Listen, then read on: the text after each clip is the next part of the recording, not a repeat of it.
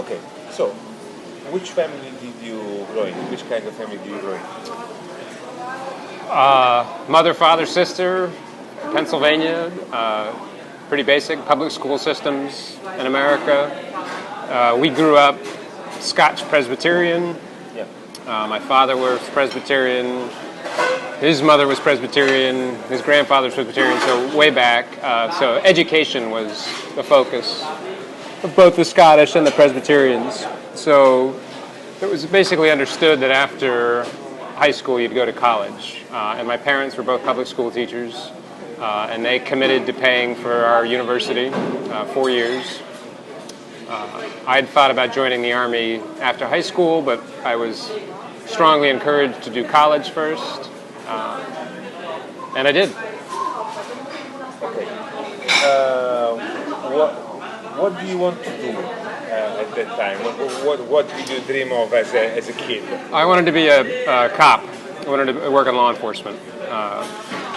So the Germans do two things well. They're good cops and they're good theologians. So I wanted to be a cop, but still my father pressed me towards it. He didn't force me, but he pressed me towards education. So I did 4 years. I went to Boston University, got my degree, and then I enlisted in the Army, ostensibly to get the veterans preference points, so that after I'd get out of the Army, I could then go on to be a policeman. University? I'm sorry? What do you do at the university? I studied history. Which is not a common choice for someone who wants to be a cop, at least not in Italy. No, but again, it was the family background, educators. My dad was a history teacher, so it fit. Okay. From there, how did you end up in the military? Well, after I graduated college, I was up in Boston, and I was trying to get on the Boston Police Department, and I couldn't. There's a civil service system in the United States where you take a very standardized test, you get a score, and then they rank you on that score. And based on my score, which was pretty high, I was something like a number 1,000 on the list. And what was happening was people were getting preference points for a variety of different things, one of which was veterans preference. So if you served in the military, you'd get additional points, which would then would push you above the perfect score. So you couldn't compete with these people. It was impossible. So I recognized then that if I wanted to do this seriously, I was probably gonna have to spend time in the military. So I enlisted. That was 95. Okay, 1995. And sorry, Need it higher? Let me see. No. Yes.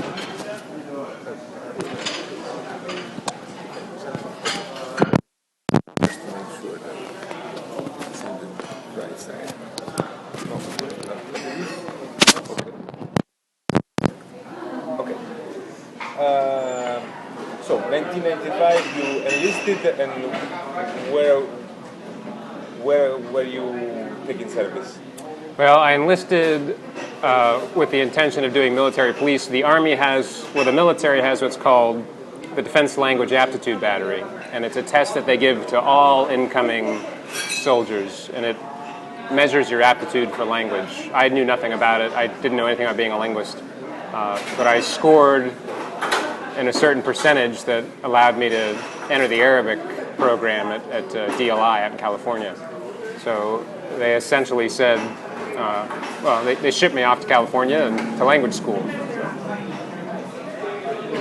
So that's where you started, because before that you never studied Arabic. Okay, so it was 1995 that you were sent to California to study.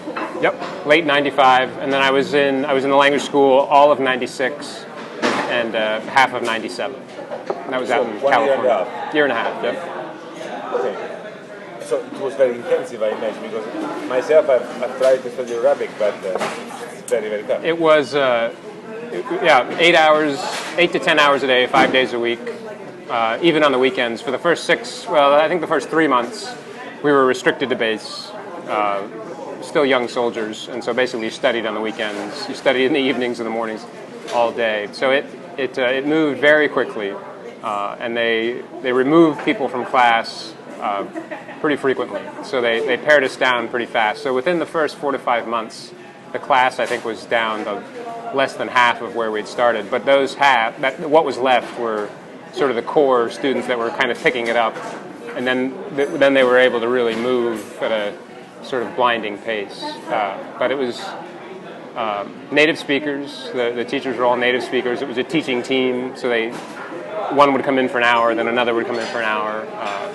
There were 3 disciplines: reading, listening, and speaking. We just covered those for a year and a half. By the time we got out, we were basically, I think, the Army had a system that numbered your proficiency, and we needed to be 2s to get out, and we were essentially 2 pluses and 3s on those 3 different disciplines. So middle school to high school level when we graduated. Which is kind of surprising.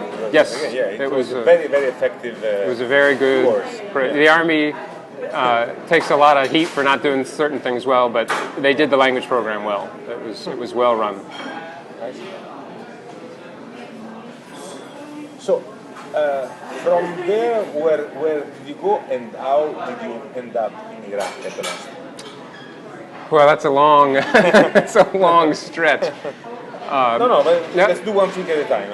Okay. After you completed your course. If it's details you don't want, tell me to move on. I completed the course, and I spent another 3 years in the Army, largely at Fort Campbell, Kentucky, with a unit that really had nothing to do with Arabic. So I snuck around the forest, and I jumped out of helicopters and airplanes. And the Army has 2 different types of linguists: strategic and tactical. Strategic are in, with the headphones in an office. Tactical, you're out in the field, supposedly on the front lines, and we would ship off to different places and fight pretend wars down in Louisiana or in Georgia. Fun stuff, but a waste of time. I got out of the Army after my 5 years. I did a stint in Egypt in the Army. That was with the Multinational Force and Observers. It was part of a force that was part of the Camp David Accords that was signed by Jimmy Carter and Sadat. So we basically stationed ourselves on the Sinai Peninsula, and we counted Egyptian trucks and jeeps and made sure that they were meeting their treaty obligations. And I translated for the officers, for the Egyptian officers and the American officers, which was a great experience. So it was the first time that you used your Arabic in a proper way. Yeah, in a real setting. Yeah.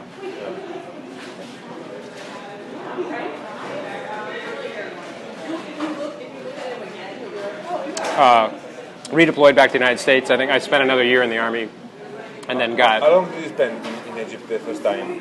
It was 6 months. It was just a 6-month deployment. So, rehearsal in a way. I mean, in Kentucky, in Fort. What's the name of Fort Campbell. Campbell. Campbell. Yeah, it's a strange spelling. It's Campbell. So it's like camp, Camp. Yes. And then Bell, one word. Okay. Campbell. And it's some old American general, I'm sure. So, but that was my permanent duty station. So it was very physical at the time. I mean, once you had learned Arabic, it was real drill kind of. It was the real Army. Yeah. Shooting and everything. I mean, Yep. Yeah. Okay. Because you were on the tactical side. Yeah, it was the 101st Airborne Division. So. Oh, wow, which is very well known. Yeah, one of them. Yeah.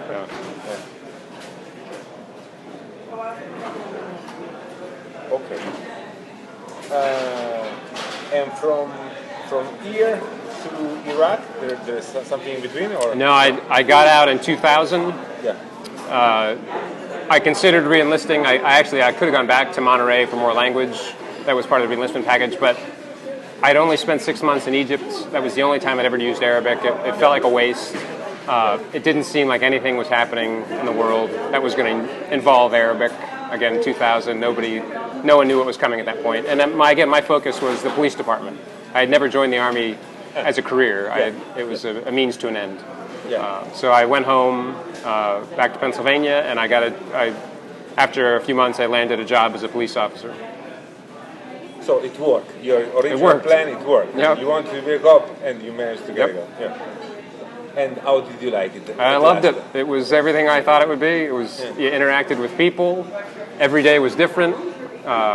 Your office was the car and the city. And I mean, there were the exciting days of chasing people down, but it was also the mundane was interesting too. Raccoons in somebody's tree or a bat in someone's bedroom. Just it was interacting with people, and it was often interacting with people in crisis. Domestic disputes, sort of the worst period in their lives. They'd hit rock bottom. That's when you call the police, and so it was fascinating.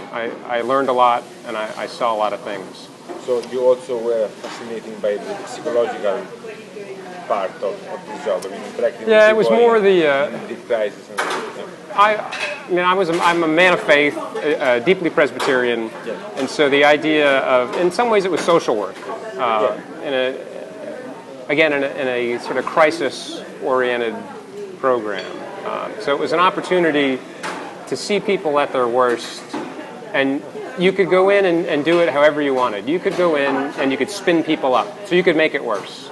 You knew certain things you could say to sort of agitate, and there were guys that did that. That was, it made it. Or you could go in and, if possible, calm things down and offer kind of a presence that they may not have expected. So, and lots of guys did it different ways. Some did it really well, others not so much, but it was interesting work, really interesting work. 2002, this is after 9/11. So you've been a cop in Pennsylvania for a couple 2 years. Okay? 2 years. Okay.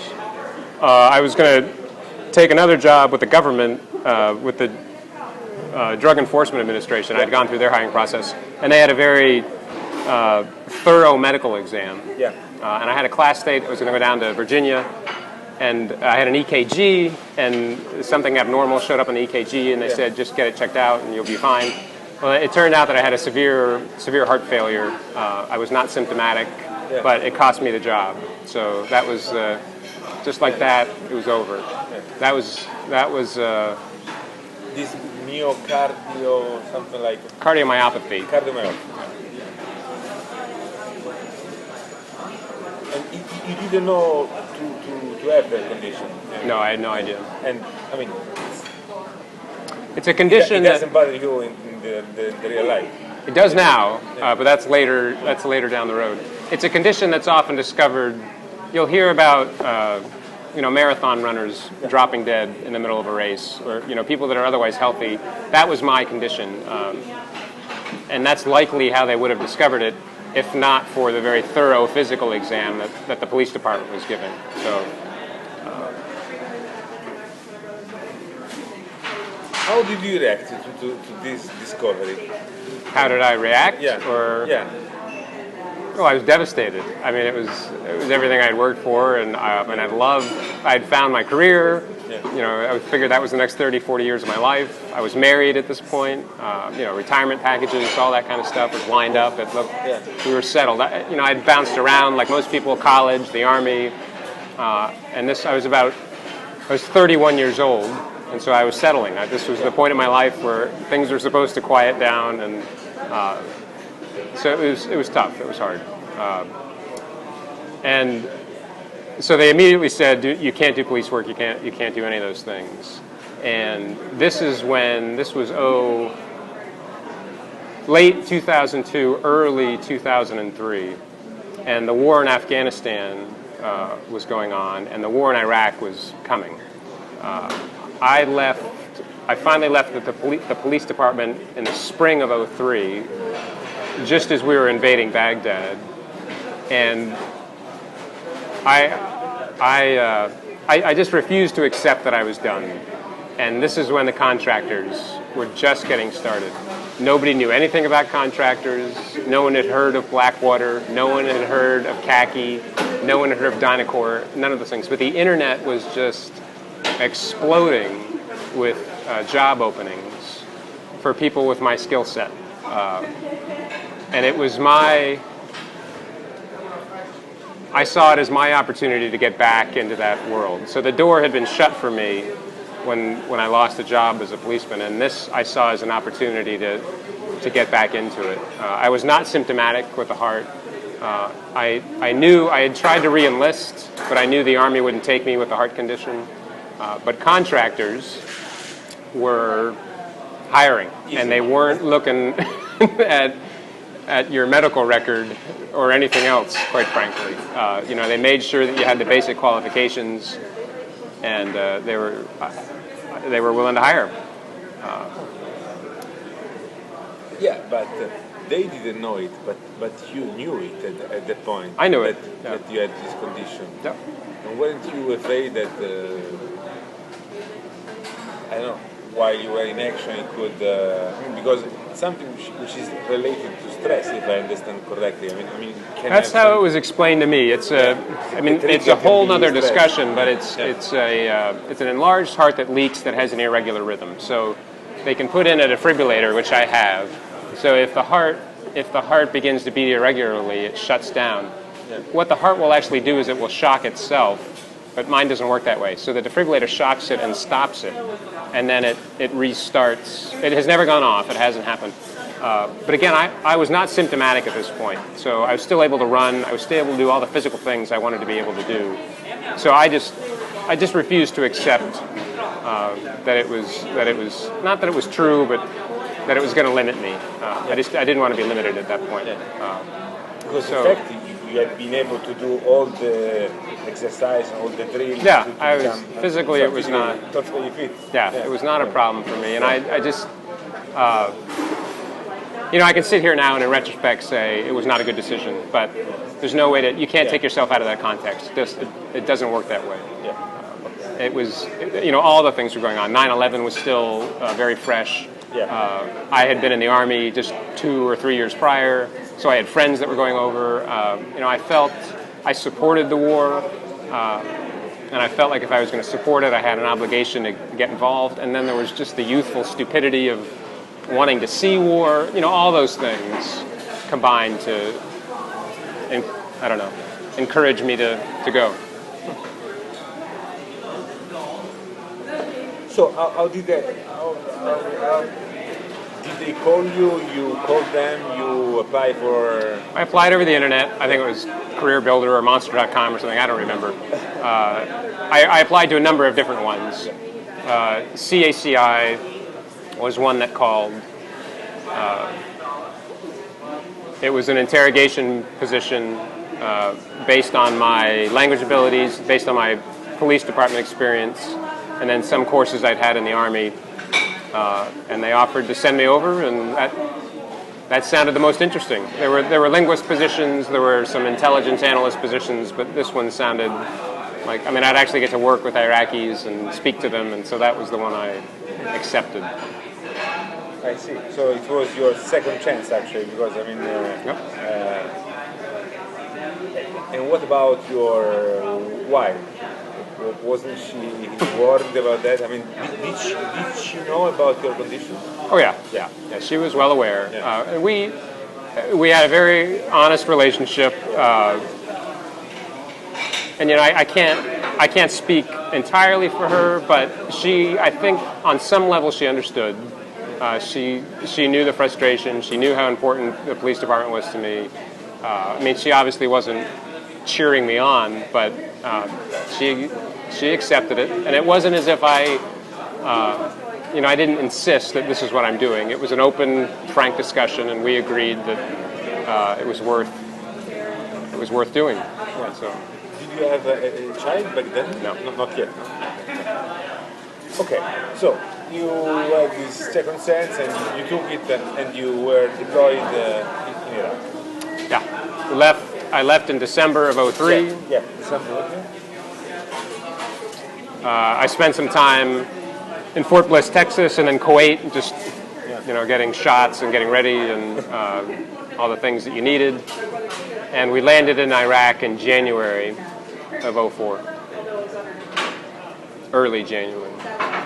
I've read something which sounds incredible. The story of the weapons that never show up. Is that true? Yeah.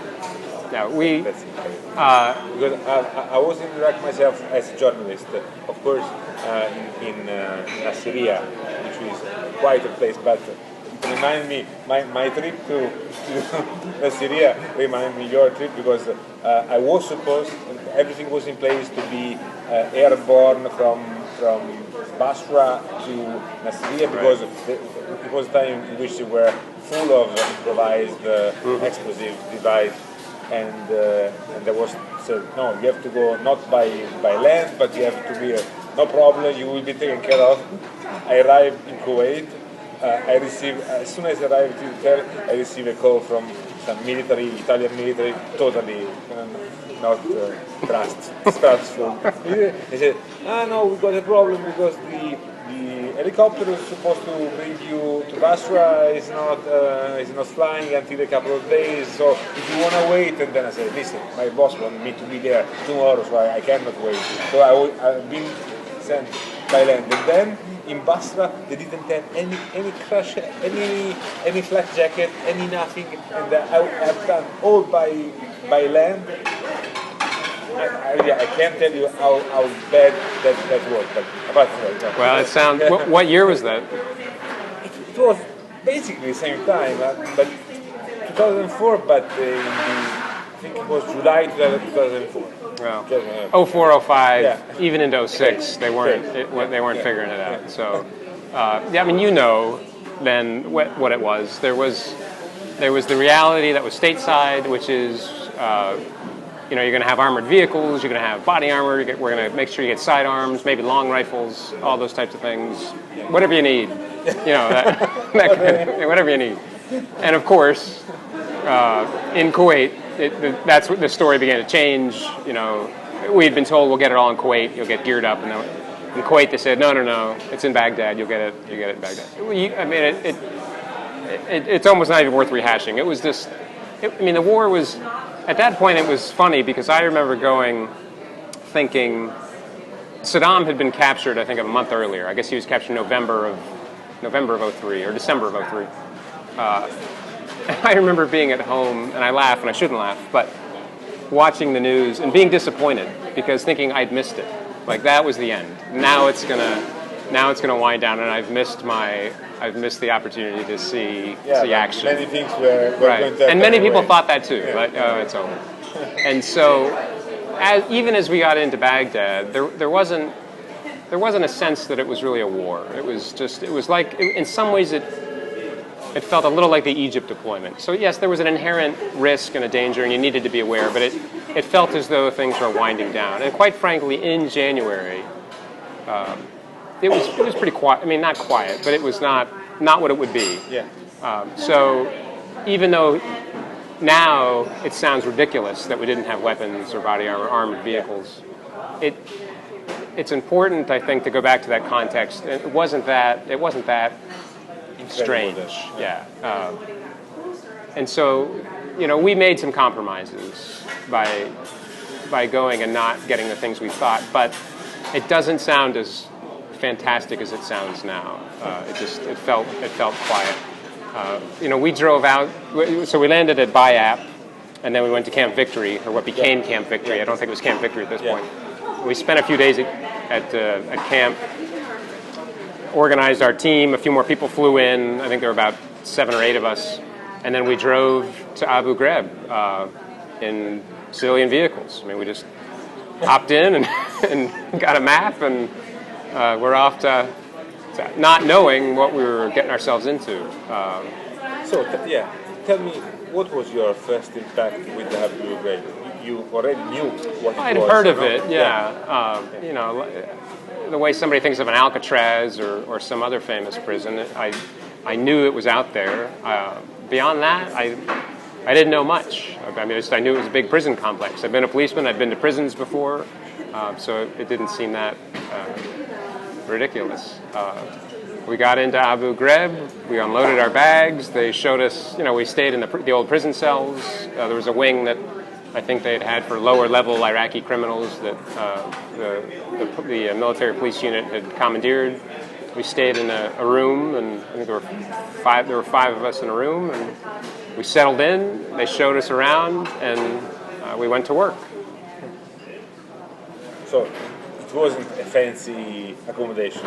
It was, No, I mean, no, but again, all of us had been in the military, and so we weren't expecting, we weren't expecting anything at that point. So we slept on cots.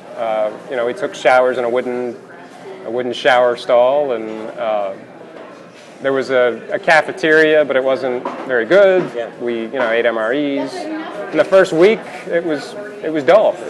It was boring, and then eventually, into February, late January and February, things began to deteriorate. That was when the IEDs, they started to hit Route Irish, and they started to close that down. The Army wasn't quite, I think, prepared for the intensity.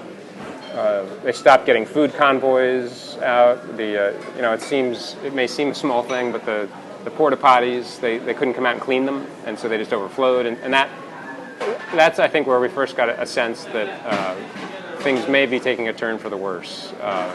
And then mortar attacks and rocket attacks came. They came infrequently at first, every couple of days, and then there was a period where it was every day, and then it was 2 or 3 times a day. There were some riots amongst the prisoners. We started to recognize that we were falling way behind. So we would conduct, as interrogators, we would conduct 2 interrogations a day. That was the standard. If you could do 3, great. If you got someone who was cooperative, then you spent the whole day with him. That was fine. But you were expected 2 a day. I don't know the numbers. Maybe 20, 25 interrogators total. And we were looking at 10 to 15,000 prisoners, and the numbers were growing. So they were coming in. 20,000, yeah. 10 to 15, I think, at the time. It was Camp Gansey, and I forget the name. There were these 2 outdoor facilities that held the prisoners. And no one really knew. I'm sure someone knew, but none of us knew exactly how many. Thousands of prisoners. And we couldn't keep up. And they continued to come in, and there weren't enough of us to do the interrogations. And the idea that you were speaking to anyone that knew anything that was going on out there, it was quickly out the window. We recognized almost immediately that to mine that kind of information, it wasn't possible. And the intensity of the conflict increased into February and March, and as that happened, the pressure increased from the outside to get information. Here were the guys that were responsible for the insurgency. Why aren't you reporting? And it's hard for me to have kind of it's not hard. I try not to take the big picture view. I'm not a policy wonk. I can't quite say what was going on. I just knew what we were experiencing, and it was pressure to get information that you couldn't obtain. I mean, it's also disproportionate. 20, 25 interrogators for thousands of guys. How can you comb this? I remember and I think I mentioned this to Matthew Teague. One of my early interrogations was with a former Iraqi army officer. He was either a colonel or a general. It was never clear. But sort of an influential guy. But the U.S. Army had gone into this guy's house, and his son was implicated in some of the bombings. And so the infantry unit that was on the ground said to the family, "Look, we're going to take the father, and when the son comes home, we'll return your father." So they were probably thinking like a few days. Like, we're going to take him for a few days. When the son comes home, then you can have him back. That kind of information. Well, what happens is the unit takes him, and then they process him up through the system, and he disappears. And so while they probably never had any intention of sending him to Abu Ghraib, he gets sent to Abu Ghraib just because there's nowhere else to send him. And he doesn't have any critical information. He's not really that important, and so he gets pushed to the back burner. So by the time I talked to him, he'd been in prison for 3 or 4 months.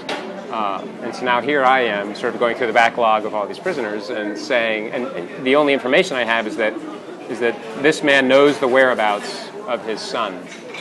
And I remember him saying to me, look, even if I were willing to give up my son, which I'm not, but even if I were, how could I possibly know where he is? I've been here for 3 or 4 months. I don't even know where my family is. I don't know if my home is still there.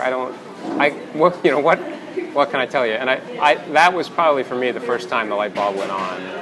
and I recognized that we were in trouble. That we were heading in the wrong direction. And I think that's true for a lot of guys that were over there. And I don't. It wasn't disillusionment yet, but there was a sense of frustration and maybe a sense of confusion that this wasn't going the way we had hoped it would go. And then I'm sure at some point you're going to ask or want to know about the abuse. It's a matter of opinion for a lot of people. I mean, I know from discussions with friends I've had that they'll tell you that there was no abuse going on, but they'll admit openly to some of the things that were going on, which I think most people would consider abuse. But none of it was being done behind closed doors. It wasn't as if we were being secretive about it, or anyone was being secretive about it. So the types of things, stress positions, sleep deprivation, sensory overload, which would be sort of loud music, or darkness, or the opposite, always in the light. Those types of things, that was going on the second I hit the ground. That was going on from the beginning, from the start of when I arrived at Abu Ghraib. That was pretty standard. Now it wasn't every interrogation. A lot of guys, myself included, just did the basic question and answer.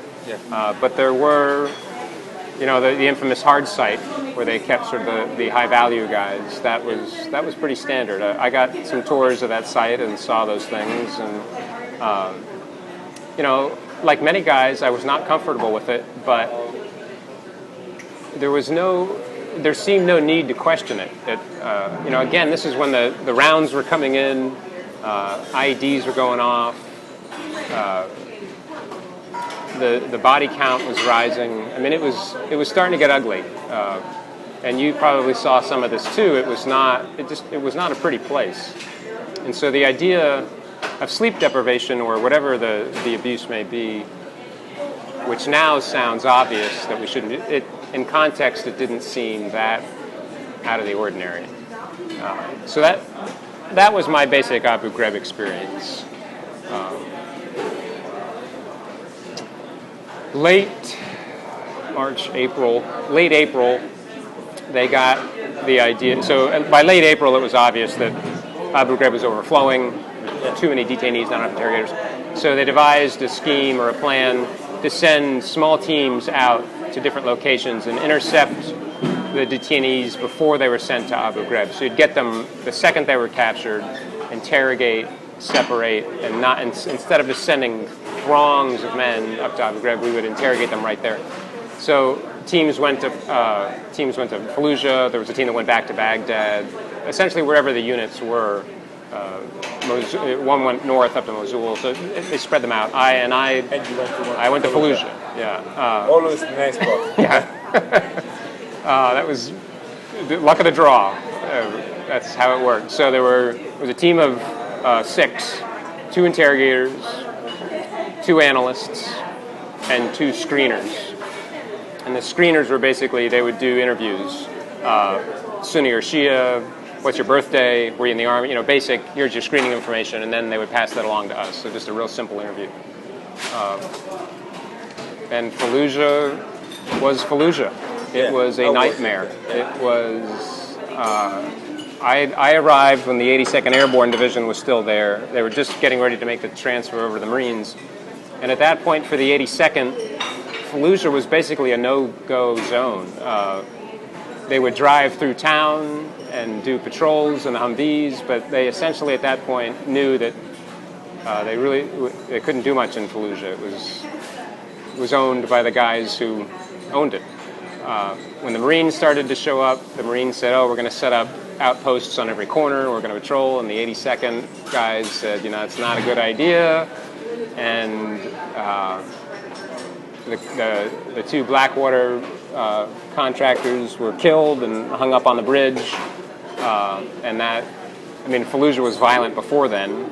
It's obviously they got killed, but that obviously turned everyone's attention onto Fallujah, and things just. For me, that's when the war started. Yeah, I mean, how did you leave this situation of stress? Well, again, Abu Ghraib was somewhat isolated, so we were being shelled, but you got used to the shelling pretty quickly. Fallujah was different. Fallujah felt like a war. The guys were coming in wounded. We were not only taking rocket fire and mortar fire, we were taking small arms fire on the base. There was a hospital not far from there. Guys were getting killed. The numbers were increasing. It felt like what war feels like, and it was an eye opener. And I'm not really even sure. I don't even know what to say about Fallujah. It was a horrible place. The interrogations. Both your comrades got killed, and you also interrogated people who had been wounded and stuff. Is that correct? Yeah. Yeah. Well, That's what I've read, that you interrogate. I mean, in Fallujah, you really realize how bad the situation was, and you had also people who had been wounded that you had to interrogate. They were bringing them. So the U.S. troops would engage. They were having real firefights. They would engage these guys, capture them after they were wounded, and we had them within a few hours. So they would patch them up, but they were still bleeding, and so that's per the handbook, per anybody's interrogation handbook. That's the critical time to conduct an interrogation. That's when the information is fresh. That's when it's tactical. So who's in the building next door? Who are the guys you're with? Where are they now? Where'd you get the weapons? All that kind of stuff. The stuff that if you're talking to a guy who's in prison for 4 months is useless. But for these guys, right? Yeah. But so for a while it felt effective. It was hard not to think at Abu Ghraib that you're talking to a lot of innocent people. I didn't feel that way in Fallujah. These guys weren't innocent. And innocent is a difficult word, but they were involved in the hostilities. These guys were fighters, and they were the real deal. So I conducted my interrogations, and then there was a specific incident where we went into shift work. So 24 hours, did 12 hours on, 12 hours off. So I was coming in for the night shift. The day shift interrogator was running a sleep deprivation on one of the detainees, and he asked me to keep the guy awake. And you've probably read about this, and this was sort of my watershed moment. And so I got settled into my routine, did my paperwork. I think I conducted a very short interrogation, and then I went into this guy's cell to wake him up, and he had a big coat, a big overcoat on. It was cold. Iraq is cold in the spring, especially in the evenings. And I walked in and I stripped him down and had him stand up, turned on all the lights, left him there for 10 minutes, went back in, gave him his coat, shut off the light, and that was it. That was where I knew, and I don't know if it's because I had been there long enough or I was tired or what it was, but it dawned on me at that point that I was in the wrong. That was not why I had come. It was not who I was. It was all the things that from the original army to the police department to all the things I had done and tried to be. It violated all of those things for me. This guy was not innocent. He was a nasty individual, but none of that mattered for me. And the argument has been made, well, this guy would do far worse to you, and I don't doubt that for a second, but that means it's, McCain said it's not about them, it's about us, and it's kind of a simple way of putting it, but I mean, there's some truth to it. So it was a difficult experience. But I didn't quit. I just recognized at that point that type of technique or that type of approach was not something I was comfortable doing. And I wasn't the only one. There were other guys there too. You were not the only one. Yeah. And it wasn't. And I think I even said to the interrogator the next day, well, I know I did. I said, look, I'm not comfortable doing that. I don't think. And he was fine. It was not. There was no argument. It was just me saying I'm not going to do that, and him saying it's fine, I get it. do what you're doing, do it your way, and some of us had discussions where we said, hey, this doesn't seem right, but it wasn't at that point. It wasn't as if it felt like we would have been breaking a story, because again, none of this was secretive. It wasn't being done behind closed doors. It was policy. It wasn't anything we were hiding. So while it seemed wrong, it didn't seem illegal. And I know that's a debate a lot of people have, but I wish I wish I could make myself look better and say at that point that I went before Congress, but it didn't work that way. So.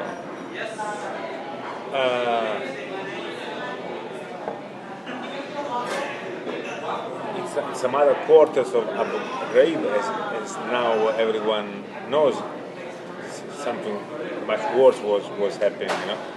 Think about Grainer, Lindy, England. You've never had the impression that there were some places which were more secretive than the places that you attended, or? No, I mean, it was the places that Grainer in England and all of those guys did their thing. It wasn't open to anybody, but it was open to all of us, to analysts and interrogators and screeners and the military police. I walked through the same halls where that stuff took place. I didn't see those specific incidents, and I'm not sure what I would have done if I had. I'd like to sit here and say, oh, well, that I would have, but I don't know. I can't answer that. But I can tell you that stuff doesn't. What bothers me about that, I think, is that the people who paid the price, Grainer in England and a few of the others, were the lowest ranking soldiers, and a lot of people have been bothered by that. Again, because even though they may have been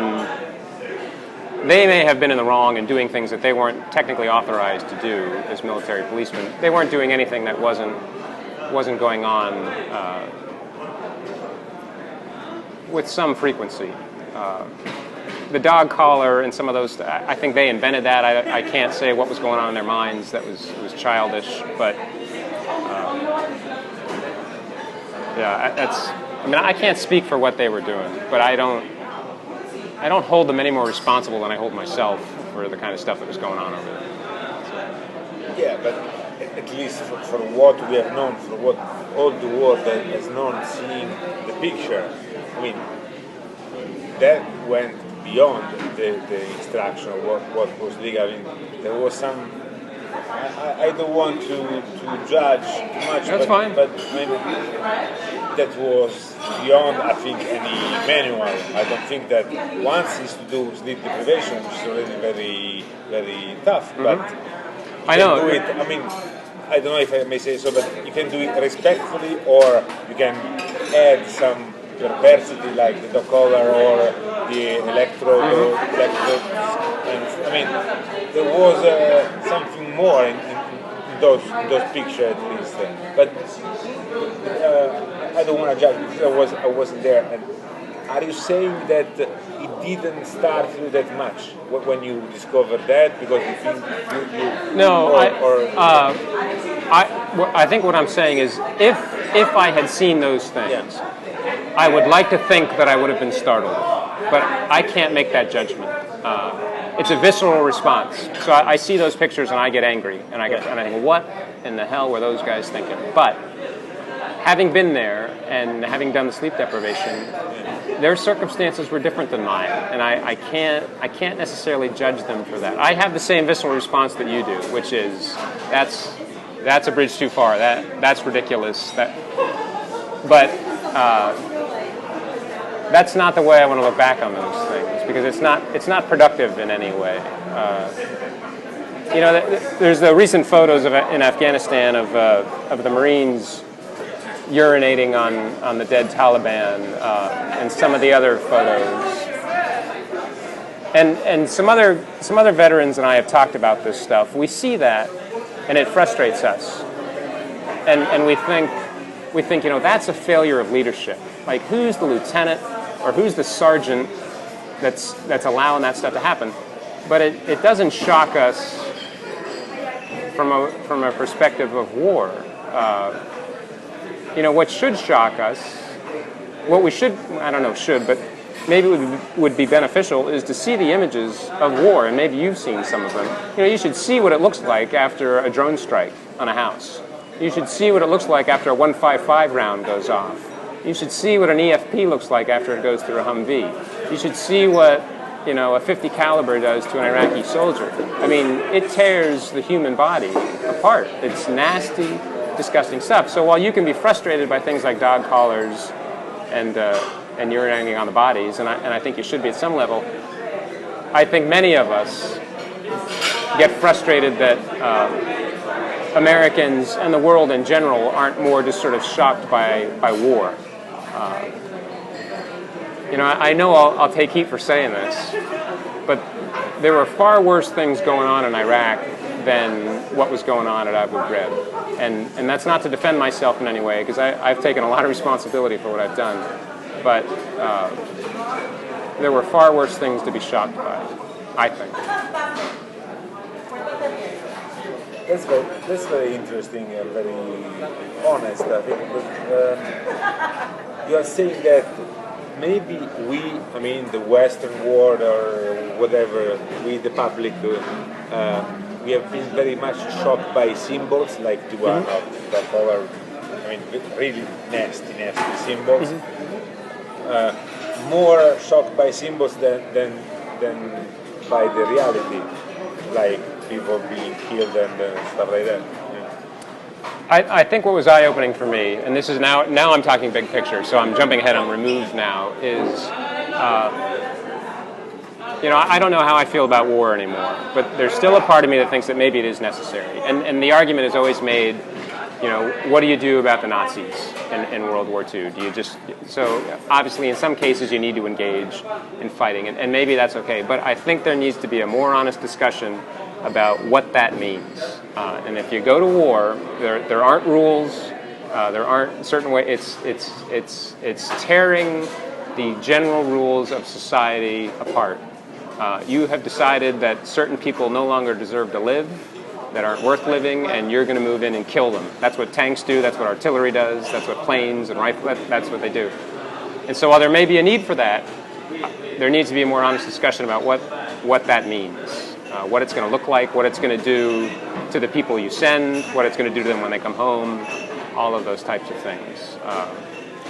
And that may make something like, that may even prevent something like an Abu Ghraib, because I think then guys like England and Grainer and me and the others who went there would have been more prepared for what we were going to see. So, I don't know. That's my big picture, sort of. I don't know, but totally fine. Just a couple of, then we got half of this. So yep, no, it's fine. Since you are someone who knows how to use words and you weigh words, at a certain point you said that you felt once you seen the picture of the guys of the Marines meeting the Taliban, it frustrated us. It was a failure of leadership. Don't you think that this is very polite way to say that? There were people who weren't respecting at all the dignity of another human being. Of course, I perfectly know that in war, as you just said, and this is totally, I subscribe totally to that the general rules of society are torn apart. But do you think it's normal that the case soldiers with the U.S. uniform urinate about on dead people, and in the other cases people were leashing human beings? No, it's not normal, and I think that's the important point. But nothing that went on over there was normal. I find myself in a difficult position because I've been really honest in everything I've written about my own failures and my own shortcomings, and I think the guys and the women who were involved in that would need to do the same. England and Grainer and those guys who did the terrible thing, they all failed on some level, and would benefit in some way by coming out and saying, hey, this was. That's not who I am, and it's painful to address that stuff, but absolutely, no, it's not normal. There's nothing normal, and maybe I miscommunicated.